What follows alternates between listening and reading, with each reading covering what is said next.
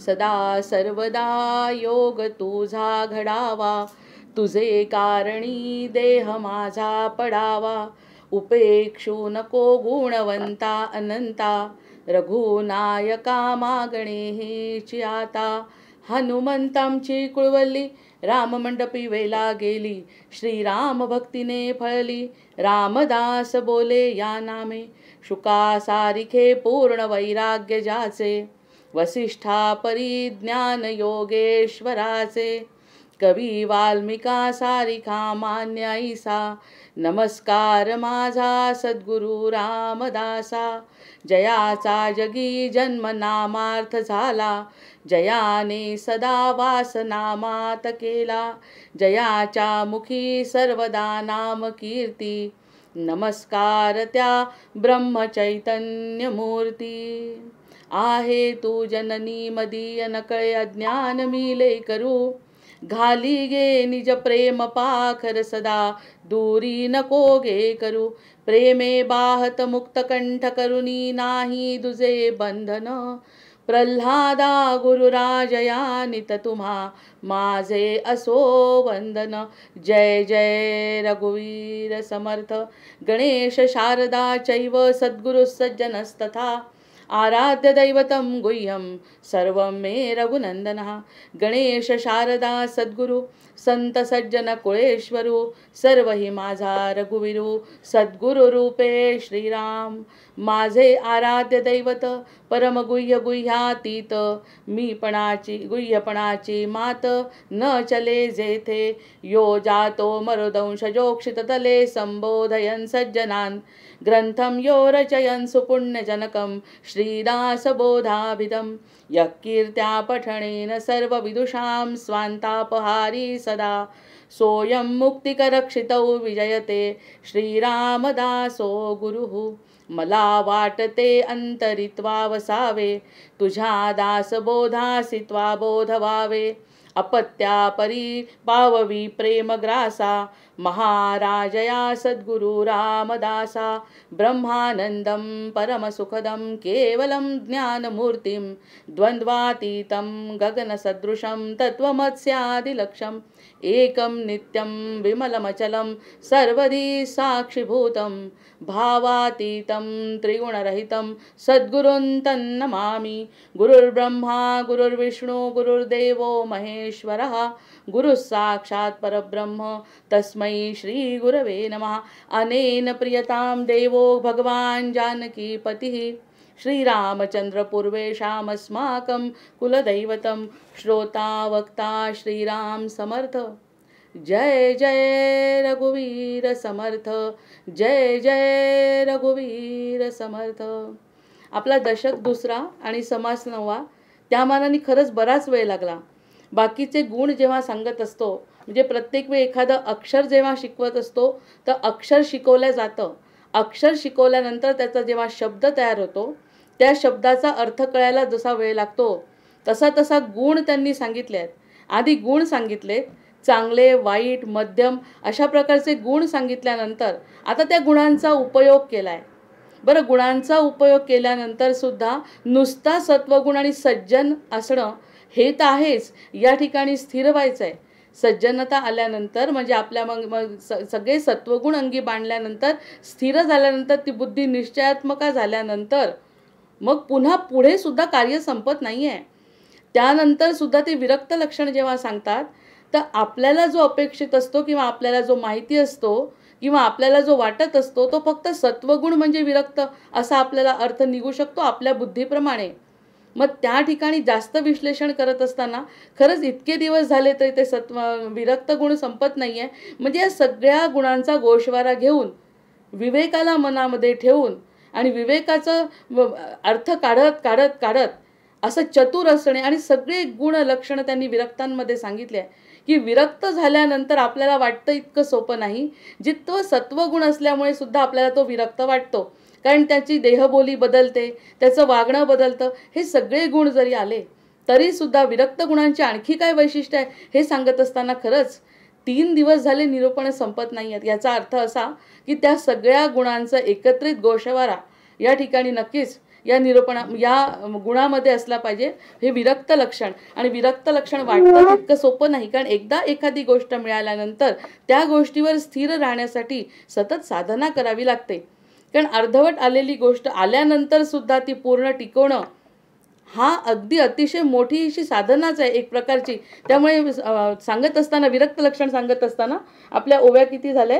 29 झाले. विरक्त एकदेशी नसावे, विरक्ते सर्व अभ्यासावे, विरक्तांनी सगळ्याचा अभ्यास करावा. म्हणजे आपल्याला जे ज्ञान मिळालं त्या ज्ञान मिळाल्यावरतीच परिपूर्णता नाही, आणखी सगळ्या प्रकारचं ज्ञान त्यांनी मिळवावं. नंतर विरक्ते अवघे जाणावे ज्याचे त्यापरी, ज्याचा जसा जो असेल भाव. प्रत्येकाचा भाव वेगळा आहे आणि प्रत्येक गोष्टीचं एक वैशिष्ट्य आहे. आता आपण एक साधारण जरी विचार केला, दासबोध आणि समर्थ भक्त आणि वारकरी ह्यामध्ये सुद्धा फरक आहे. देवाकडे एकच, आकाशात पतितम तोयम यथा गच्छति सागरम, सर्वदेव नमस्कारा केशवम प्रति गच्छति. प्रश्नच नाही. प्रत्येकाची साधना कशीही कितीही कोणत्याही वेगळी असली तरी जाणार एकाच ठिकाणी आहे, पण तरी वैविध्य आहेच ना. तरीही वैविध्य आहे, ह्या गोष्टी जाणायला पाहिजे. मग ज्याचं त्याच्या परी जे आहे त्याचं सुद्धा कौतुक वाटायला पाहिजे. आपलंच फक्त खरं नसून, म्हणजे आपण जर इतर गोष्टींचा अभ्यास केला, इतरांची भक्ती बघितली, इतरांचे मार्ग बघितले, कारण एक कल्ली 64 कला आहेत जगामध्ये, त्यातल्या प्रत्येक कला आपल्याला जमतील असं जमतच नाही. एखादी जमली त्याचा सुद्धा तर अभिमान होतो. म्हणजे एवढं सगळं ते विश्व असताना त्या ठिकाणी ज्याचं त्याच्या परानी मान देऊन आणि मग स्वतःचं अस्तित्व टिकवायचं आहे, ह्याला विरक्त म्हटलंय. विरक्त म्हणजे माझ्यामध्ये जे आहे ते दाखवायचं आणि उदासीन व्हायचं नाही. सगळ्या प्रकारच्या परंपरा, ज्ञान सगळं संपादन करून ज्याचं त्यापरी, त्याची भक्ती त्याला, ते पाहून सुद्धा आपल्याला अष्टसात्विक भाव जागृत व्हायला पाहिजे. कारण संतत्व आणि महत्त्व एकदा का आपल्याकडे घेतलं की त्यानंतर सर्व दृष्टीने, सगळ्या दृष्टीने अभ्यास करून आपलं त्या गोष्टीचं आपण त्या गोष्टीचं विश्लेषण केलं पाहिजे मनातल्या मनात, इतरांशी न बोलता. मग या सगळ्या सर्व ज्याचे त्यापरी, याचा अर्थ आता आपल्या लक्षात आला की ज्याचं त्याचं सगळं योग्य आहे. कारण सगळेजण आपापल्या मार्गाने जातात, ते सगळे एकाच ठिकाणी पोहोचतात. आपण जो मार्ग धरलाय तोही मार्गच आहे आणि इतरांचे मार्ग आहे. सगळे ज्ञानाचे मार्ग खुले व्हायला पाहिजे. आणि सगळं ज्ञान कळल्यानंतर थोडं थोडं जरी माहिती झालं तरी आपल्याला त्याबद्दल भक्ती निर्माण होते. आपण त्याच्यामध्ये कुशल होत नाही, पण भक्ती निर्माण होते जर त्या गोष्टीचं थोडं ज्ञान आपण घेतलं तर. असं ज्याचं त्याच्या परी सगळं ठेवायचं आहे, ज्ञान सगळं मिळवायचं आहे. मग हरिकथा निरूपण करायची आहेत. सगुण भजन ब्रह्मज्ञान, सगुणाचं भजन करायचं आहे. आता निर्गुण निराकार परमेश्वर प्रत्येकाला कोणालाच दिसत नाही. निर्गुण निराकाराचं चिंतन करण्यासाठी ध्यानाची आवश्यकता आहे. आत्मकल्याण, आत्मस्थिती अनुभवायला पाहिजे. मग आत्मस्थिती येण्यासाठी हे जे सगळे हजारो लोक येत आहेत त्या मार्गाने, त्यासाठी सगुण भजन आवश्यक आहे. एखाद्याला जी समाधीची स्थिती प्राप्त होते, एखादे जे भगवत भक्त असतात, जे देवाच्या पायापर्यंत पोहोचलेले जे असतात, त्यांना निर्गुणाचं दर्शन होतं. म्हणूनच ते कुत्र्याच्या मागे, पोळी जेव्हा तो कुत्रा घेऊन पळाला तेव्हा त्याच्या मागे तुपाची वाटी घेऊन पळणारे एकनाथ महाराज असे असतात. त्यांना निर्गुण म्हणजे सगळीकडे परमात्मा दिसायला लागतो, नुसता दिसत नाही. तर तसे ते वागतात सुद्धा. त्यांच्या कृतीत सुद्धा जाणवतं आपलेपणा काही म्हणजे असा वेगळा राहत नाही. देव आणि ते काही वेगळे राहत नाही, ही नंतरची गोष्ट आहे. पण जोपर्यंत ही गोष्ट होत नाही तोपर्यंत सगुणाचं भजन या विरक्तांनी करावं म्हणतात. काल जसं आपण त्याच्यावरती चर्चा केली की विरक्तांनी काय करायचं, काही सोडण्यावर भर असतो. विरक्त म्हटलं की आपण सोडण्यावरती भर, हो सोडायचं आहेच. समर्थांचा विवेक जो आहे ना तो जागृत सततच पाहिजे. विवेक जे सांगतात समर्थ त्यावर तर सगळ्यात जास्त निरूपण होत आहे आपलं. पण विरक्तांनी काय करायचं आहे की हरिकथा निरूपण आणि सगुण भजन ब्रह्मज्ञान, ब्रह्मज्ञान असून सगुणाचं भजन करायचं आहे. त्यांना ब्रह्मज्ञान आहे, त्यांना निर्गुणाचं ज्ञान आहे, तरी सुद्धा म्हणजे निर्गुणाचा एक विशेष आपल्याला जाणवतो. आतापर्यंत बुद्धीला जोपर्यंत आपण ज्ञान मिळवत नाही किंवा एखादी गोष्टीच्या खोलापर्यंत जेव्हा जात नाही तोपर्यंत आपल्याला विरक्त म्हणजे सोडणं. तर हेही सोडणं आहे. पण काय गोष्टी सोडायच्या आहे आणि काय गोष्टी करायच्या आहे ह्याचा महत्त्वाची लक्ष्मण रेषा या विरक्त लक्षणामध्ये आहे. त्या ठिकाणी म्हणजे स्वतः सगुण भजन करायचं आहे. सगुणाचं भजन करत असताना ते स्वतः तल्लीन झाले पाहिजे. इतरांना सुद्धा सगुण भजनात लावायचं आहे. आणि ब्रह्मज्ञान असेल तरी सुद्धा असतंच त्यांना ब्रह्मज्ञान. ज्यांना ब्रह्मज्ञान असेल, जो विरक्त म्हणवला जाईल, त्यांनी सगुणाचं भजन करायचं आहे. सगुणाचं भजन करण्याचं कारण हेच सांगितलं आहे. सुरुवातीला उपासना सांगितल्या, उपासना किती महत्त्व द्यायचं ते सुद्धा सांगितलं. पण उपासना करत करत करत ती पायरी गाठायची असते. त्या पायरीमध्ये सुद्धा आनंद घ्यायचा आहे. गंतव्यस्थान आपल्याला माहिती आहे, पण पायरीवरती सुद्धा आनंद घेत घेत मग गंतव्याकडे वळायचं आहे. त्यामुळे सगुणाची उपासना करणं आवश्यक आहे. आणि ते कुणी करायचे आहे? विरक्तांनी करायचे आहे. किती महत्त्वाचा मुद्दा या ठिकाणी समर्थांनी हरिकथा निरूपण करायचं आहे, सगुण भजन करायचं आहे, ब्रह्मज्ञान पिंडज्ञान असलं पाहिजे, तत्वज्ञान असलं पाहिजे, सर्व जाणलं पाहिजे.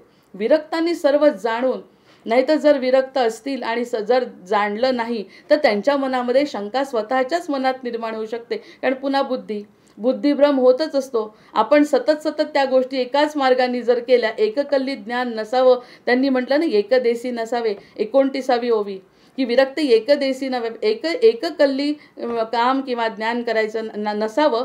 पिंडज्ञान असावं, तत्वज्ञान असावं. भलेही त्याचं कुशलता दुसऱ्यांना द्यावी, हे करण्यासाठी दुसऱ्या गुरुजींना बोलवावं. अर्थातच यांना थोडी ज्ञान असणार. ह्या सगळ्या करत असताना आपण बाकी विरक्तपणे हे सगळं करवून घ्यावं, निश्चित करवून घ्यावं. पिंडज्ञान करावं, तत्वज्ञान म्हणजे तत्वज्ञान, ब्रह्मज्ञान, सगळ्या प्रकारचं ज्ञान या विरक्तांनी मिळवायला पाहिजे. याचं कारण केव्हाही बघा, तसंही व्यवहारामध्ये जर एखादा ज्ञानी व्यक्ती असेल तर तो एखादी गोष्ट जास्त चांगल्या पद्धतीने करू शकतो.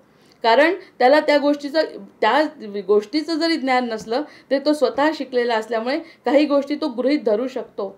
मग अशा प्रकारचं गृहीत धरण्यासाठी तरी सगळ्या प्रकारचं ज्ञान त्याला असणं आवश्यक आहे.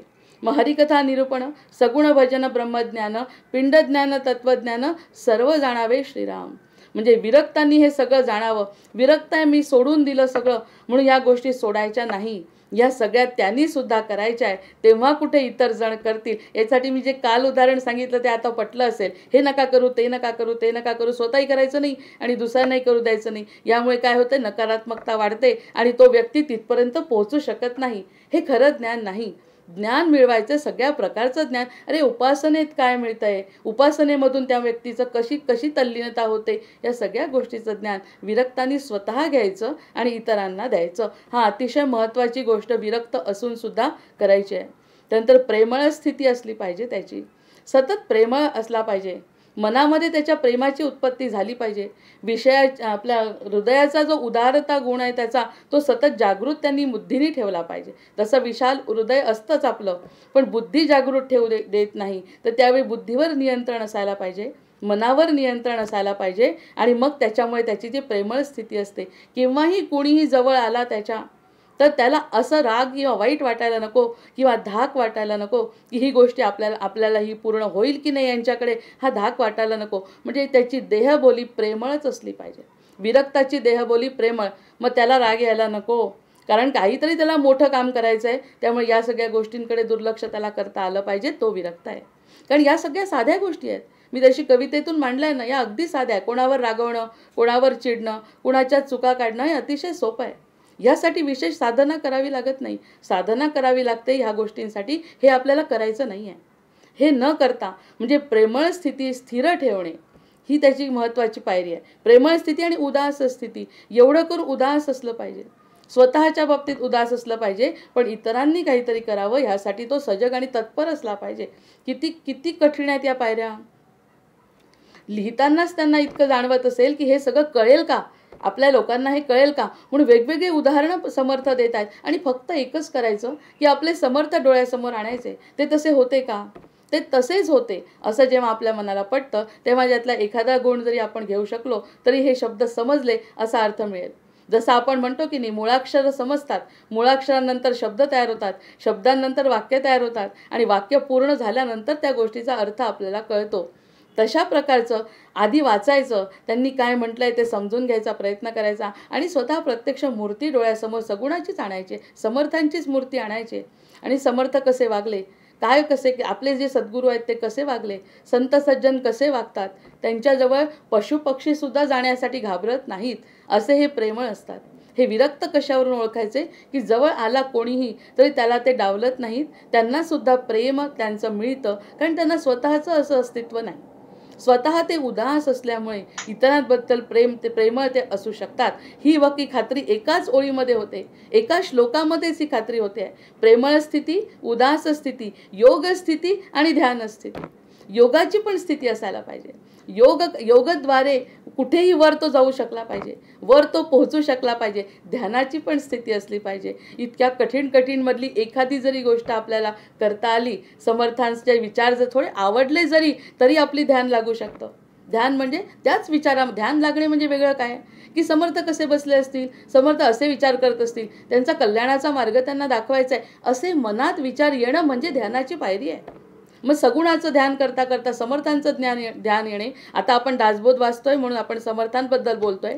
जे काही करत असू, जो काही सद्ग्रंथ आपल्या हातात असेल, जिथे कुठे संत सज्जनांच्या सोबत आपण असू, त्या सगळ्यांचे गुण आपण मनामध्ये साठवणं म्हणजे एक प्रकारचं ध्यान आहे. आणि मग आपण म्हणतो तुझ्या दासबोधासी त्वा बोधवावे. आपण काय म्हणतो? तुझ्या दासबोधासी त्वा बोधवा. आता बाबा तुझी जबाबदारी आहे सगळी, ही सगळी जबाबदारी तुझी असं जेव्हा म्हणू, तेव्हा हे विरक्ताचं लक्षण आपल्याला थोडंफार कळायला सोपं जाईल. प्रेमळ स्थिती, उदास स्थिती, योग स्थिती, ध्यान स्थिती, विदेह स्थिती, सहज स्थिती. विदेहाची स्थिती सहज यायला पाहिजे. विदेही अवस्था म्हणजे काय? विदेही अवस्था म्हणजे मी देह नाही ही भावना.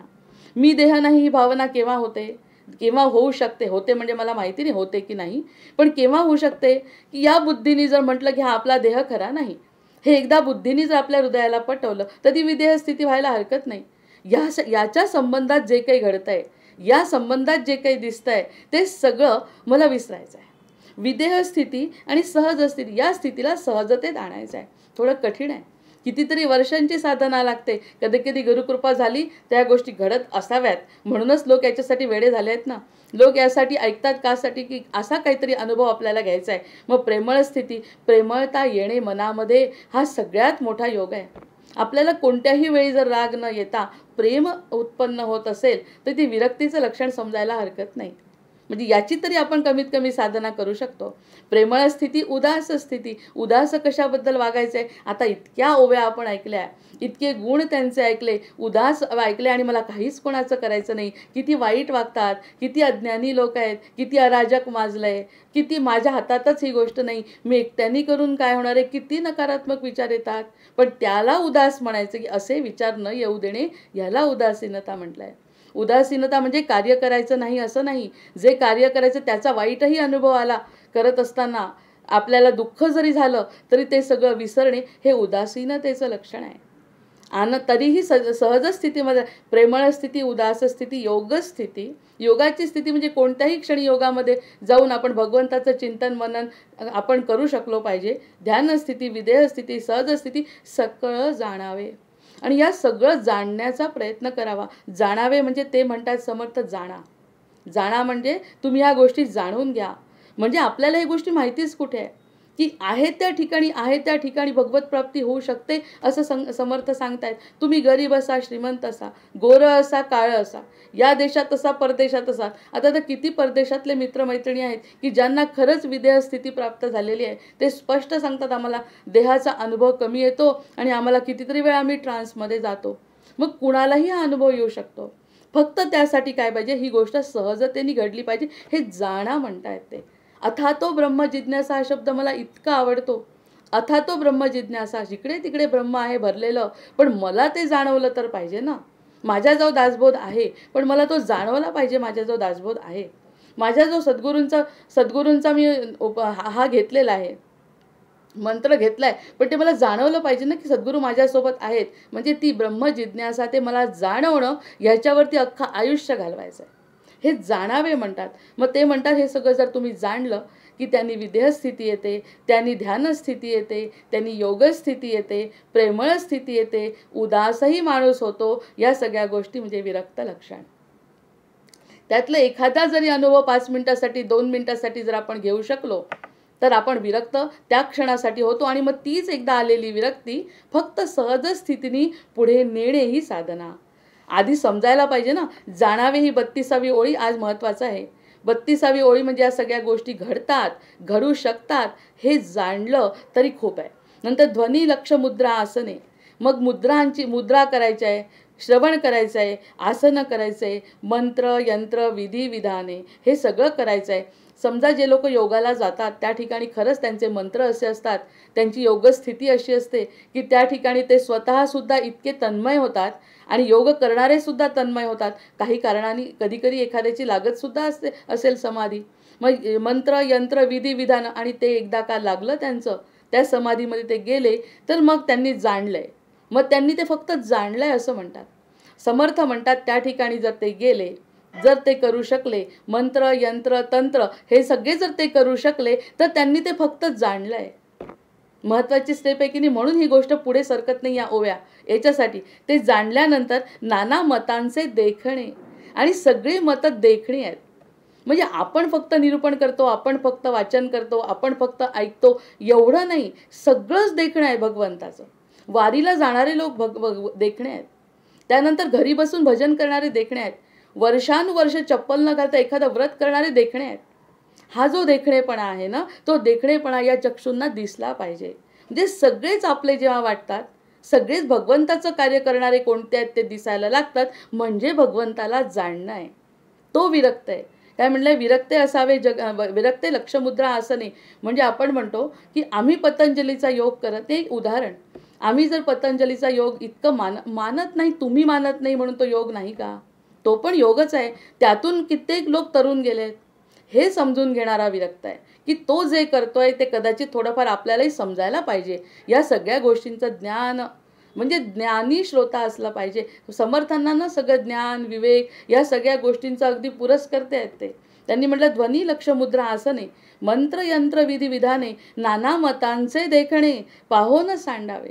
ज्या ज्या ठिकाणी देखणं असं काहीतरी दिसेल, कोणी लिहिणारा असेल, कोणी बोलणारा असेल, कोणी कोणी नृत्य करणारा असेल, जे ज्याची साधना, नृत्यातून सुद्धा साधना, ते मोठे मोठे नृत्य करणारे जे गुरु आहेत ना, त्यांची सुद्धा साधना लागते. त्यांचे मंत्र तंत्र, त्यांचे घुंगरू, सगळे ताल, त्यांनी सुद्धा कधी ना कधी ती ती अनुभव घेतला असणार आहे निश्चितच. फक्त त्यांचं निरूपण नाही आहे, त्यांचं नृत्य आहे. मग ह्या सगळ्या गोष्टी जर जाणल्या गेल्या तर किती ठिकाणी आपल्याला विरक्त दिसतील बघा. आपल्याला विरक्त खूप ठिकाणी दिसतील. आणि त्यातून आपण काय घ्यायचं हे जाणून घ्यायचं, ही आहे आपली 31वी ओळी. हे जाणलं पाहिजे की पुढे आपल्याला, अरे सांगितलंच नाही कोणी पुढे आनंद आहे, तर आपल्याला जावं वाटेल का? आपल्याला जावं वाटण्यासाठी तो आनंद पुढे आहे हे जाणवायला पाहिजे ना. त्यासाठी समर्थ पुन्हा पुन्हा सांगतात की तिथे सुद्धा आनंद आहे, तिथे सुद्धा आनंद आहे, तिथे सुद्धा. कुणालाही नाही म्हणू नका, कुणालाही कमी लेखू नका. ज्यांच्यामध्ये जे जे चांगलं आहे ते सगळं घेऊन आणि उदासीन राहून तरीही आपल्याकडून जे देता येईल ते द्या. आपलं हृदय विशाल करा, प्रेमळ स्थिती अनुभवा आणि उदास स्थिती अनुभवा. हीच योगसिद्धी आहे असं सांगत असताना त्यांना म्हटलंय की पाहूनच सांडावे श्रीराम. नंतर वैरक्ते असावे जगन्मित्र. एकटं घरात बसायला त्यांची परवानगीच नाही आहे. ते स्वतः किती फिरले आहेत, ते स्वतः इतके फिरले. जे संत नामदेवांना म्हणून इथून पंजाबात पाठवलं. कशासाठी? की इथे करणारे आहेत, दुसरे सांभाळणारे आहेत, तुम्ही की नाही पंजाबमध्ये जा. कितीतरी पंजाबमध्ये त्यांनी कार्य केलेलं आहे. म्हणजे जगन्मित्र बनणं आवश्यक आहे. आपल्याजवळ जे आहे ते द्यायला पाहिजे की नाही. आपल्याजवळ असून जर आपण मरून गेलो तर आपल्याजवळचं ज्ञान आपल्याजवळ राहील. ज्ञान असो, पैसा असो, जे काही आपल्याजवळ आहे ते जगन्मित्र, सगळ्यांचे मित्र बनून राहा.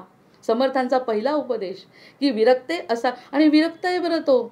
मनातल्या मनात आपण कालपासून विरोधाभासच वाचतोय की विरक्त आहे. आम्हाला तर वाटत होतं जोपर्यंत दासबोध वाचत नव्हता किंवा कोणी सांगितला नाही, तर विरक्त म्हणजे सगळं सोडून द्यायचं, संन्यास घ्यायचा, शांतपणे आत्मकल्याण करायचं. हो, तो पण अर्थ आहे. कल्याण करायचंच आहे. आत्मकल्याण झाल्यानंतरची पुढची स्टेज आहे की आपलं कल्याण करून घ्यायचं आणि शांत नाही बसायचं, स्वस्थ नाही बसायचं.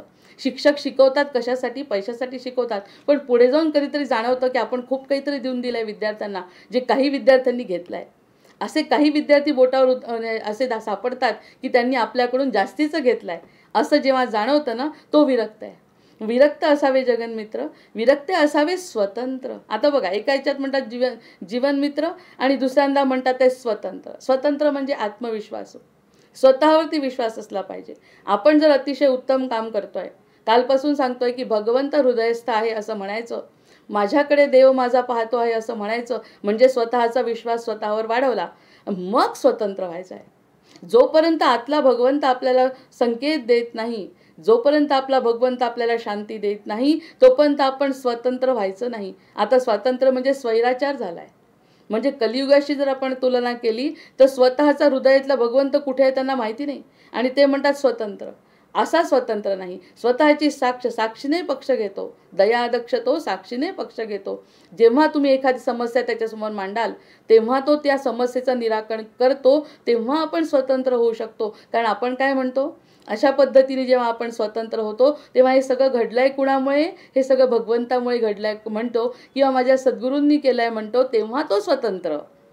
केलंय कुणी, मी केलं, माझ्या हाताने झालं, पण केल्या गेलं कुणामुळे, ते माझ्या भगवंतामुळे केल्या गेलं, तो स्वतंत्र आहे. हा स्वातंत्र्याचा खरा अर्थ आहे. स्वातंत्र्याचा स्वैराचार अर्थ असूच शकत नाही. कारण स्वैराचाराने काय घडलंय ते आपण बघतो. स्वतंत्र कसा असावा, विरक्ते असावे आणि विरक्तानी स्वतंत्र असावं, विरक्तानी जगन्मित्र असावं, विरक्ते असावे विचित्र, बहुगुणी असावं. विचित्र असावं म्हणजे बहुगुणी, सगळंच त्याला यायला पाहिजे अशी अपेक्षा आहे. म्हणजे हेही ज्ञान मिळवायचं, त्याच्याशी बोलायचं.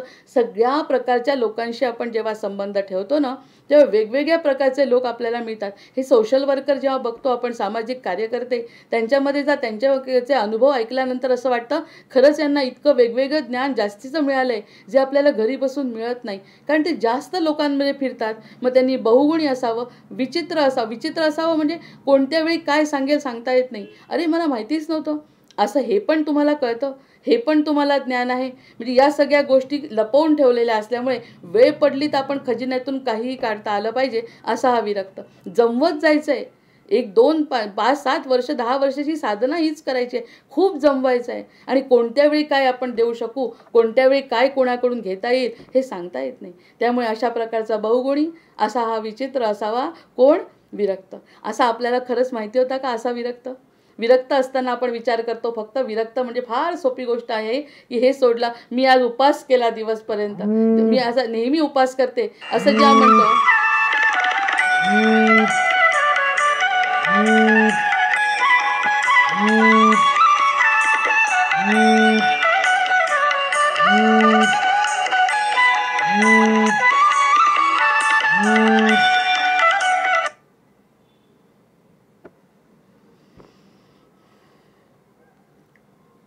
हा विरक्ते असावे विरक्त. आता ते म्हणतायत विरक्ते असावे विरक्त. विरक्त आणि विरक्त असावं म्हणजे मी आतापर्यंत जे बोलले ते तिथे कळलं असेल आता, की आतापर्यंत जे आपण विरक्त समजत होतो ते विरक्त होते का? त्यांच्या विरक्तांच्या व्याख्याच वेगळ्या आहेत. की विरक्त असताना एखादी स्थिती प्राप्त झाल्यानंतर त्यानंतर जी साधना करतो तो खरा विरक्त आहे. म्हणून समर्थ या ठिकाणी महत्त्वाच्या ओवीमध्ये म्हणतात की विरक्ते असावे विरक्त. विरक्त असलं पाहिजे त्यांनी म्हणा. विरक्ते असावे हरिभक्त, तो हरिभक्त असावा. विरक्ते असावे नित्य मुक्त अलिप्तपणे, आणि तो नित्य मुक्त असावा.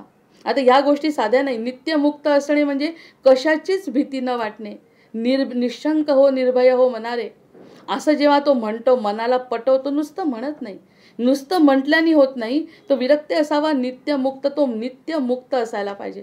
त्याला कशाची भीती, कोणत्याही वेळी काहीही करता आलं पाहिजे. आणि त्यानंतर तो अलिप्तपणे ह्या सगळ्या गोष्टी त्यांनी साक्षीने बघता आलं पाहिजे. हे जे संकट आलंय, हे जे दुःख आलंय, हे जे सुख आलंय, हे जे आनंद आलाय, हे साक्षी भावानी पाहता आलं पाहिजे. मागे या गोष्टी आनंदात जेव्हा घडल्या तेव्हाही काय घडलं आणि कशा पद्धतीने माझी प्रतिसाद होता, या सगळ्या आपला संवाद आपल्याशी करून तो विरक्त झाला पाहिजे. हे साधू पुरुषांबद्दल नाही, विरक्त व्यक्तीबद्दल बोलताय, ज्यांनी आता साधना, देवाची आराधना आता करायला सुरुवात केली आहे. राम ज्यांचं आराध्य आहे ते सांगतायत आधी विरक्त व्हा, आधी अंतरशुद्धी करा. आधी अंतरशुद्धी झाल्यानंतर हे सगळे गुण तुम्हाला सांगितले, गुणांनंतर विरक्तानी विरक्त व्हावे. आता विरक्तानी विरक्त हे कितव्या ओवीत सांगितलं आहे? 35व्या ओवीत. आणि आधी किती 35 ओव्यांपर्यंत मग विरक्तांची लक्षणं नव्हती का? होती. पण अशा प्रकारची लक्षणं जी आहेत ती लक्षणं अंगी बाणावी, मग तो विरक्त आहे. विरक्ते असावे विरक्त, विरक्ते असावे हरिभक्त, विरक्ते असावे नित्यमुक्त अलिप्तपणे. नित्यमुक्त तो असावा, अलिप्तपणे त्यांनी जीवन जगावं आणि इतरांना सुद्धा त्याचा फायदा करून द्यावा. विरक्ते शास्त्रे धुंडाळावी, सर्व प्रकारची शास्त्रांचं त्यांनी शोध घ्यावा. नंतर विरक्ते मते विभांडावी. नंतर मतंसुद्धा इतरांची मतं ऐकायची रिपिटेशन होत आहे. कधी कधी उजळणी म्हणतो ना आपण, पुन्हा पुन्हा एखादी गोष्ट जेव्हा ते सांगतात तेव्हा ते म्हणतात की विरक्ते मते विभांडावी, म्हणजे इतरांची मतं ऐकायची, आपली मतं त्यांना सांगायची. विरक्ते मुमुक्षू लावावी शुद्ध मार्गे. आता एखाद्या व्यक्तीला जाणवत आहे की याला की नाही आनंद होतोय, याला साधना करायची आहे, याला हरिभक्तीत इच्छा दिसते आहे, हा सज्जन आहे, ह्याला आवड आहे, मग या लोकांना अगदी विरक्तांनी जवळ बोलवायचं आहे आणि त्यांना आपला मार्ग दाखवायचा आहे. मार्ग दाखवत असताना तो पुढे गेला तरी चालेल. विरक्त माणसानी त्या व्यक्तीची जास्त लवकर जरी त्याची प्रगती झाली तरी होऊ द्यायची आहे, त्याला पुढे गेला तरी चालणार आहे. अशा प्रकारे त्याला मुमुक्षु मार्गाने पुढे पाठवायचं आहे किंवा त्याला मदत करायची आहे. हे करत असताना कोणतीही अपेक्षा, अर्थातच विरक्ताला तर पहिलं लक्षण आहे अपेक्षा विरहित जीवन.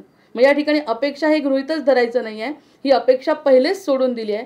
35व्या ओवीपासून तर ती अपेक्षाचा प्रश्न उद्भवत नाही. आता फक्त वर वर वर पायरी टाकायची, पायरी चढायची आहे आणि त्या ठिकाणी जे जे आले त्यांना सगळ्यांना शुद्ध मार्गाने पुढे न्यायचं आहे.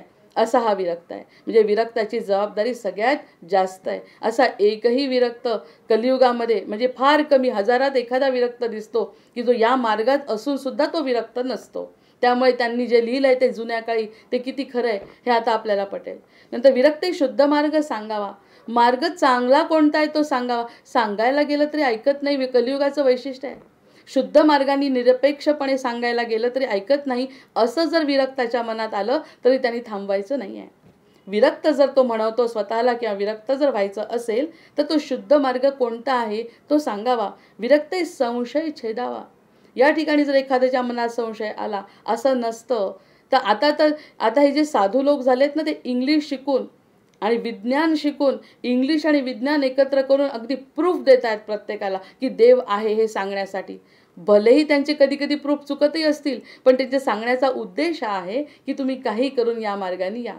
आता एवढा मोठा सर्जन, हार्ट सर्जन, आता हार्ट सर्जन जर सारखा सांगत असेल की विठ्ठल म्हणण्याचा उपयोग काय, नामस्मरण करण्याचा उपयोग काय होतो, तो स्वतः डॉक्टर सांगतोय, मी स्वतः अनुभवलंय असं सांगतोय.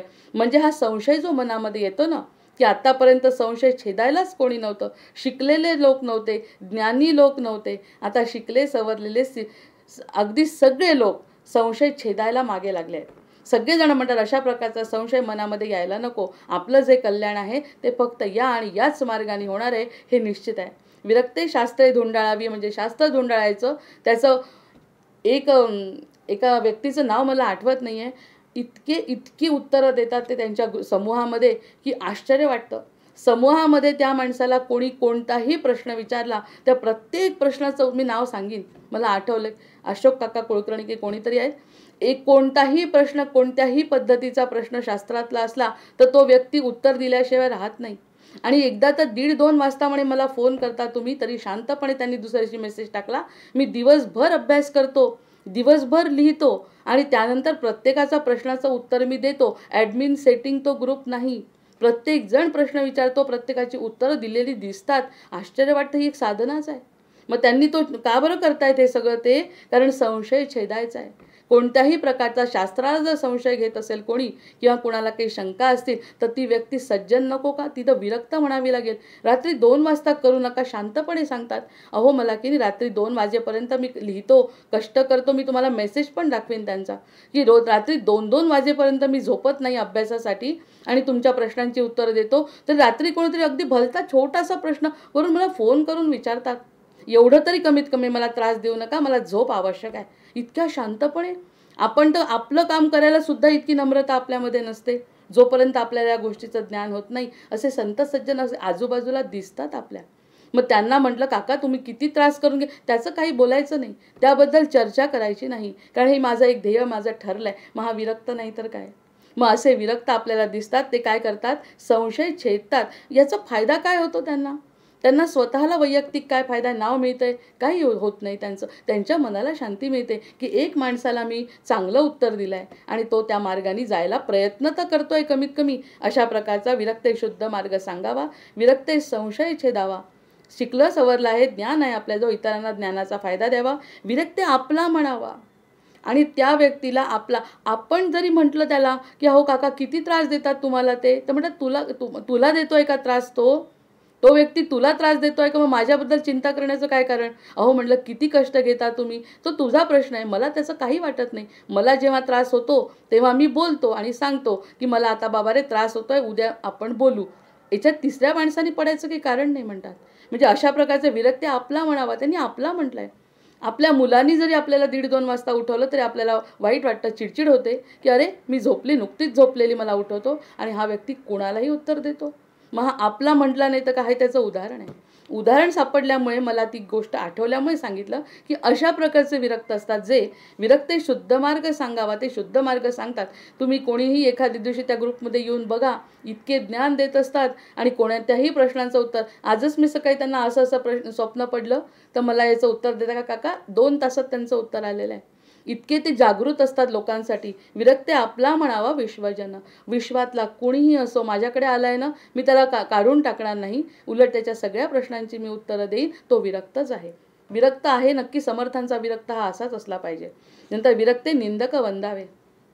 आणखी पुढे चला म्हणतात समर्थ. बघा आणखी पुढे चालले. आपला म्हटला माझं कौतुक करतायत, माझ्याजवळ येत आहेत, मला प्रश्न विचारतायत, मला आवडणारच आहे. कारण नाही म्हटलं तरी रात्री 2 वाजता जरी मी उत्तर दिलं तरी हा एक प्रकारचा अभिमान आहे की मी त्याचं काम करतोय आणि तो माझं कौतुक कधी ना कधी करतं. हा एक भाग झाला. लागली समर्थ काय म्हणतात बघा. विरक्ते निंदक वंदावे. आणि विरक्त म्हणतात चांगले तर मला विचारणारे होतेच, पण निंदक जरी आला, जरी समोर निंदक जरी आला तरी त्याला वंदन करावं. चांगल्याच्याच मागे सगळं असतं हो, वाईटाच्या मागे काहीच नसतं. वाईट कसाही वागला तरी चालतो. शरद नावांचा ज्यांचा जो आहे ना व्हिडिओ, तो खूप हालतोय. फक्त स्थिर ठेवा. व्हिडिओ राहू द्या, एक तर तुम्ही दिसत नाहीये आणि स्थिर राहिले तर माझी दृष्टी तिकडे जात नाही तशी सारखी. नाही फक्त स्थिर करा, बाकी काय. फक्त व्हिडिओ स्थिर करा, बाकी काही त्रास नाही. नाही व्हिडिओ राहू द्या पण स्थिर ठेवा. म्हणजे सारखं लक्ष त्याच्याकडेच जातं ना असं. हां विरक्ते निंदक वंदावे. विरक्ते साधक बोधावे. आता विरक्तांनी निंदकांना काय करायचंय? वंदन करायचंय. निंदकांना वंदन करायचंय. आपण चांगल्यांना सुद्धा नाही वंदन करत जोपर्यंत या मार्गात नसतो.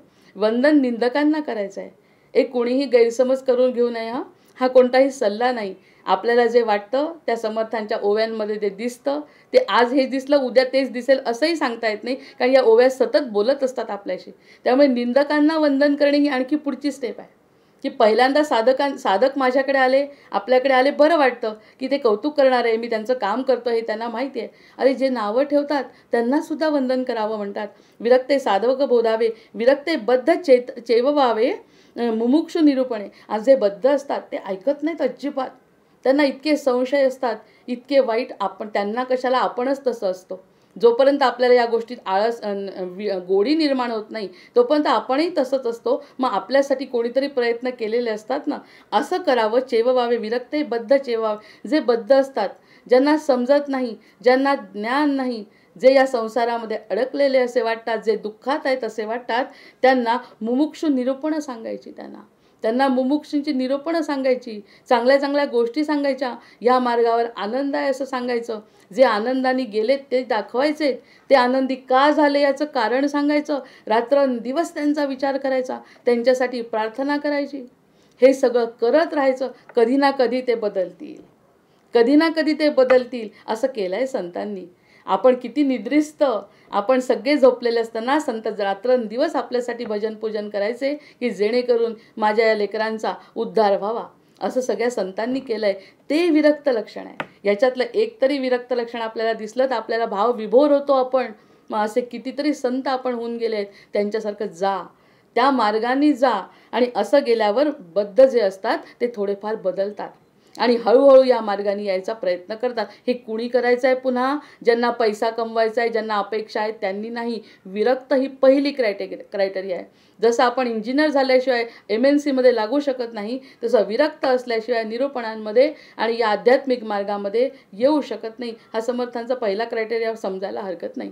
याच्या विरुद्ध जे काही दिसेल ते सगळं थोतांड आहे, ती सगळी माया आहे. सत्य केवळ एकच असतं. जो म्हणजे विरक्तपणे एखादी गोष्ट करत असेल तर ते अंतर्मनाला पटतं. तो कोणत्याही गोष्टीची अपेक्षा करत नाही. नंतर बघा, विरक्ते निंदक वंदावे, विरक्ते साधक बोधावे. साधक असतील पुढे आलेले तर त्यांना सुद्धा बोधवचन करायचं, त्यांच्याशी विरक्ते बद्ध चेववावे, मुमुक्षु निरूपणे. मुमुक्षूंचं निरूपण करायचं आहे, त्यांना सांगायचं आहे की जे बद्ध आहेत, ज्यांना समजत नाही, जे अज्ञानी आहेत, त्या सगळ्यांना ओढून काढायचं आहे बाहेर आणि सगळ्यांना आपला हात धरून पुढे न्यायचा आहे. नंतर विरक्ते उत्तम गुण घ्यावे. विरक्तांनी उत्तम गुण घ्यावे इतरांचे सुद्धा. कारण माणूस सद्गुणांचा पुतळा असा सगळेचे सगळे गुण आपल्यामध्ये चांगले असतात असं नाही. चुका होतात आणि चुका होतात म्हणूनच तो मनुष्य असतो. विरक्त जरी झाला तरी त्यांनी इतरांमधले चांगले गुण घ्यावे. विरक्ते उत्तम गुण घ्यावे, विरक्ते अवगुण त्यागावे. असतील अवगुण आपल्यामध्ये ताबडतोब विचार करायचा आहे. साधनेमध्ये हेच करायचं आहे त्यांनी की आपल्यामध्ये काहीतरी वाईट दिसलं, स्वतःशी स्वतःचा संवाद झाल्यानंतर आपणच फक्त त्या गोष्टी करू शकतो हे विरक्तांना समजतं, ते विरक्त आहेत. नंतर विरक्ते अवगुण त्यागावे, नाना अपाय भंगावे, विवेके बळे. आता विवेकाने कितीतरी वेळा अपाय होतो, कितीतरी वेळा बुद्धी आपली पुन्हा बदलते, बुद्धी चंचल होते. सगळं छान आल्यानंतर सुद्धा बुद्धी चंचल झाली तर विवेक बळाने पुन्हा तिला जागेवर आणायचं आहे. हे विरक्तांना सुद्धा करावं लागत असावं म्हणून समर्थांनी लिहिलं आहे. नाही तर एकदा का विरक्त झाला तर ओवी संपली असती, ओव्या संपल्या असत्या विरक्त झाल्यावर. पण विरक्तांना सुद्धा ते गोपीगीत आठवतं मला. त्यामुळे आपल्या भागवतामध्ये जे गोपीगीत आहे त्या ठिकाणी पुष्कळदा गोपींना इतक्या शेवटपर्यंत कृष्ण भगवान दिसतात, पण एखाद्या वेळेस अदृश्य का होतात? कारण त्यांच्या तिथे सुद्धा चुका होतात. ते विरक्त असतात, त्यांचं प्रेम असतं, भक्ती असतं, पण एक क्षण का होईना त्यांना वाटतं की आपल्यासोबत भगवंत आहे. एवढाही अभिमान भगवंताला चालत नाही. फक्त आपल्याजवळ, त्यांच्यासोबत नाही. एक क्षण जरी काहीतरी चूक झाली तर ती भगवंताला खपत नाही आणि भगवंत अदृश्य होतात. मग पुन्हा तळमळ तळमळ होते. मग हे सगळी गोष्टी घडत असाव्यात म्हणून म्हणून समर्थांनी हे लिहिलं आहे की भंगावे. अपाय आले मनामध्ये, वेगवेगळे विचार मनामध्ये येतच असतात. भले ते कमी होतील, जरा आपली ती संख्या कमी होईल, पण येतातच. मग ते सगळे कशाने करायचे? विवेक बळाने. आपला विवेक वाढवायचा आहे. त्या बळाच्या भरोशावर आपण या गोष्टींवर मात करायची आहे. असं करायचं आहे, करावं लागत असावं म्हणून समर्थांनी लिहिलं आहे. म्हणजे विरक्त झाला म्हणजे संपला नाही. ऐसी ही उत्तम लक्षणे. आता ह्याच्यापेक्षा उत्तम काय असू शकतं?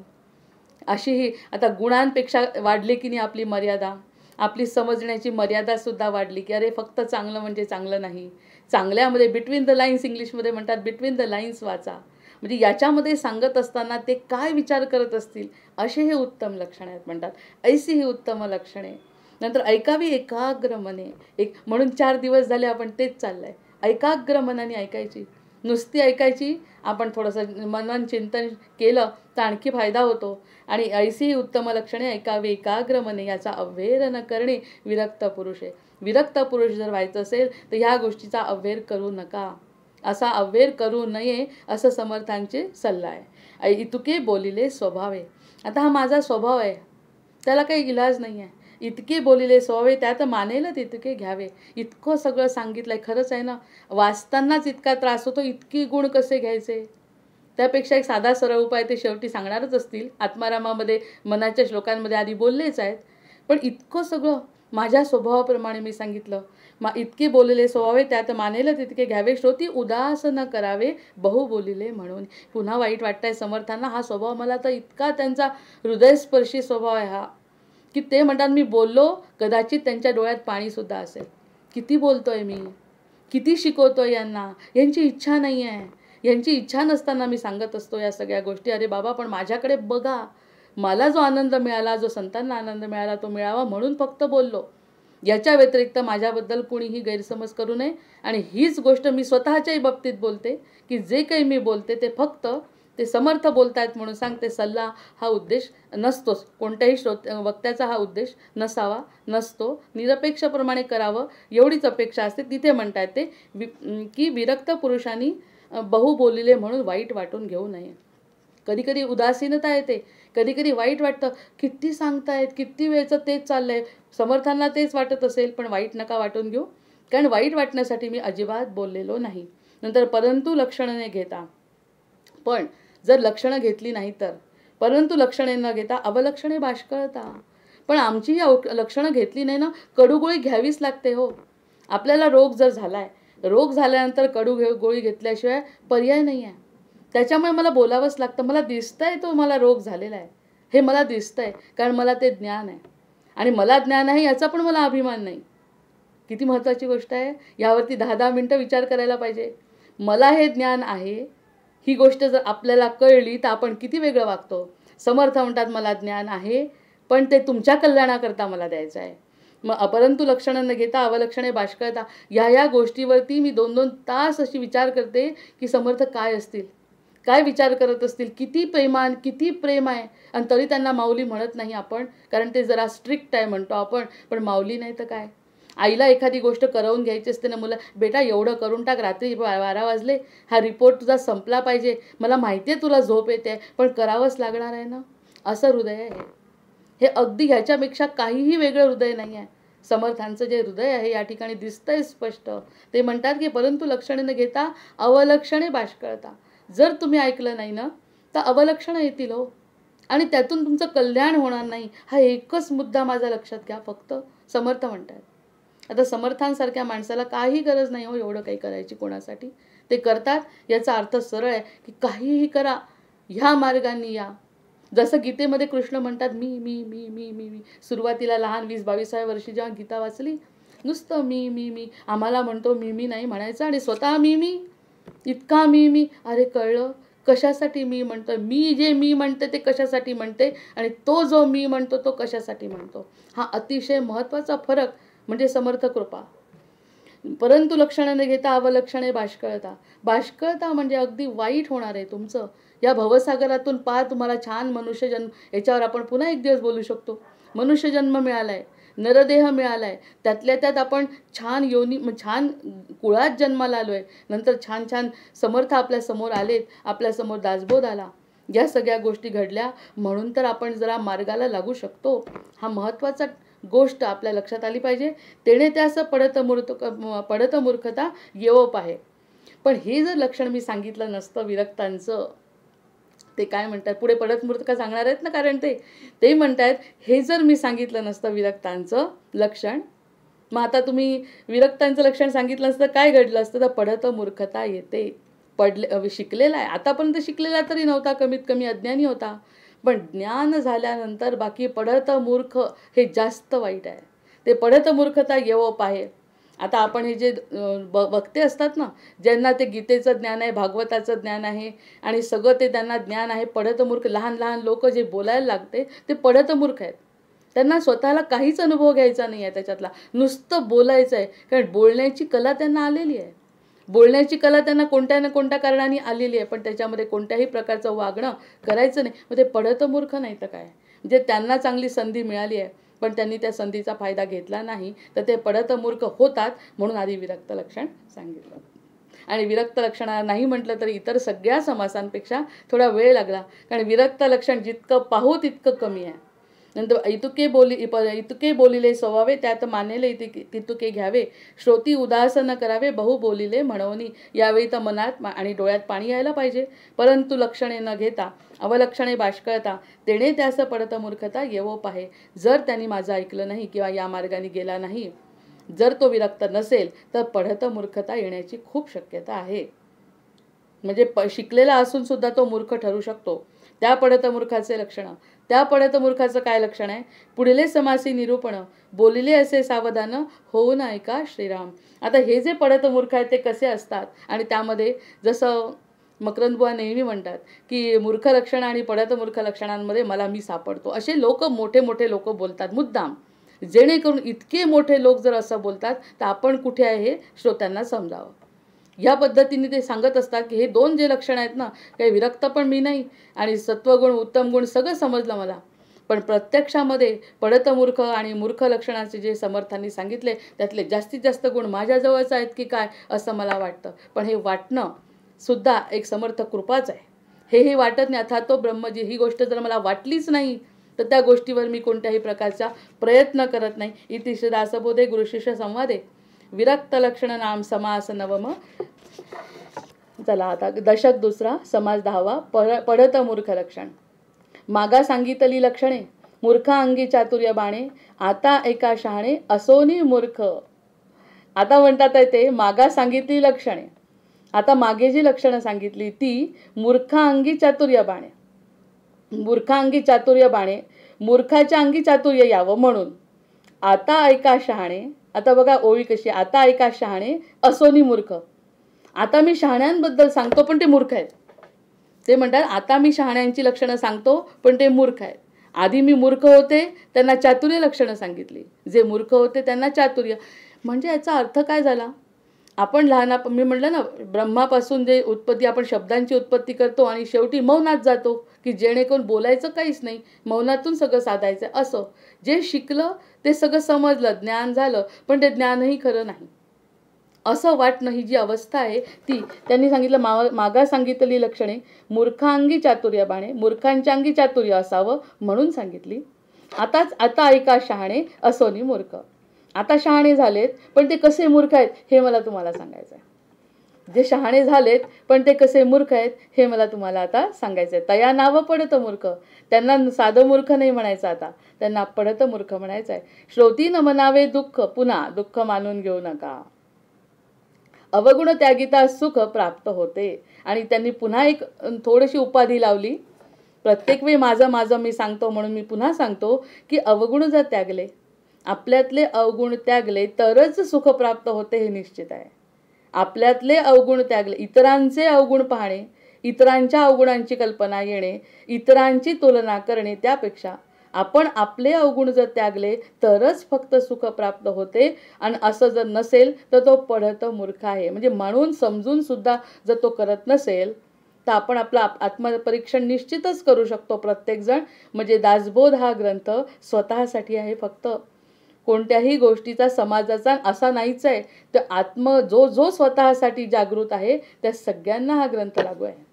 मग बहुश्रुत आणि व्युत्पन्न, बहुश्रुत तो असावा, सगळं ऐकावं त्यांनी. प्रांजळ बोले ब्रह्मज्ञान, बहुश्रुत आणि प्रांजळ बोले ब्रह्मज्ञान, दुराशा आणि अभिमान. वेळ झाली आहे का? बरं. बहुश्रुत आणि विपन्न, प्रांजळ बोले ब्रह्मज्ञान, दुराशा आणि अभिमान, धरी तो एक पडत मूर्ख श्रीराम. मुक्तक्रिया प्रतिपादी, सगुण भक्ती उच्छेदी, स्वधर्म आणि साधन निंदी, तो एक पडत मूर्ख श्रीराम. जय जय रघुवीर समर्थ. शेवटच्या 6 ओळ्या घ्या.